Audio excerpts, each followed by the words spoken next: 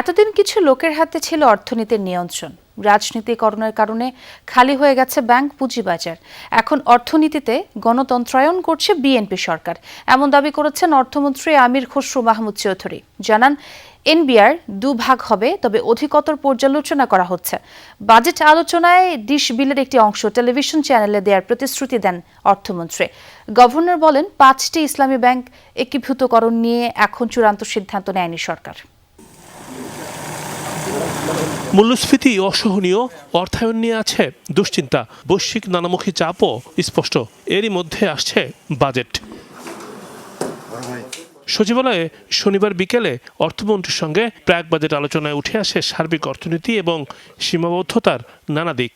প্রথমে বাজেট প্রস্তাব তুলে ধরে ইকোনমিক রিপোর্টার্স ফোরাম ইআরএফ।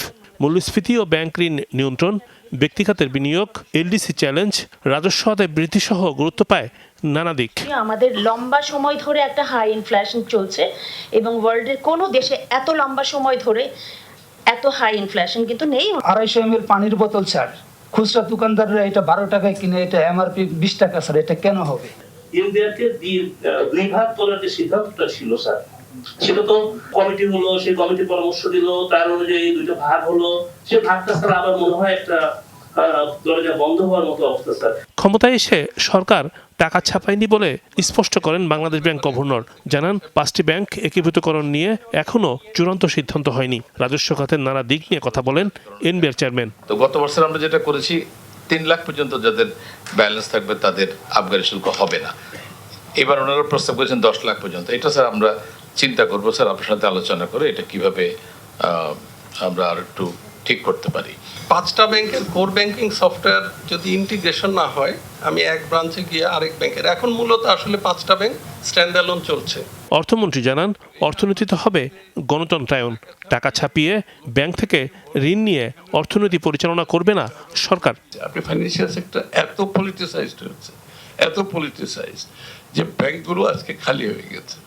আপনি শেয়ার বাজার লুটপাট করে ফিনিশড হয়ে গেছে। টাকা ছাপিয়ে হাই পাওয়ার্ড মানি আমাদেরকে ইনফ্লেশনারি সিচুয়েশন সৃষ্টি করতে না হয়, এই জায়গাটা আমরা থাকার চেষ্টা করতেছি। আমাদের পুরো ইকোনমিক পলিসির one of the major guideline and principle হচ্ছে এটা। পরে ইলেকট্রনিক ও প্রিন্ট মিডিয়ার সম্পাদক ও সাংবাদিকদের সঙ্গে প্রাক বাজেট আলোচনায় অংশ নেন অর্থমন্ত্রী।